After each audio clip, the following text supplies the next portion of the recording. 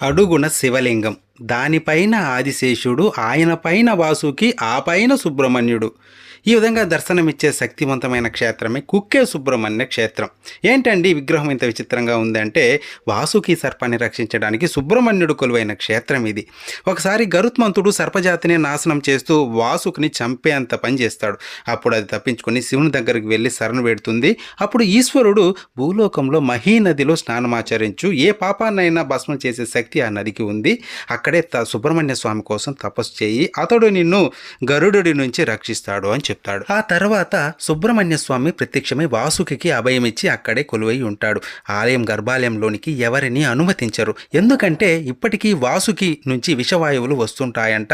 కొంతమంది తపశక్తి ఉన్న వాళ్ళు మాత్రం లోనికి వెళ్తారు. బయట గరుడ స్తంభం ఉంది కదా, ఇదే వాసుకు నుంచి వచ్చే విషవాయువులను న్యూట్రలైజ్ చేస్తుంది. భక్తులు కూడా అక్కడి నుంచే స్వామిని దర్శించుకుంటారు.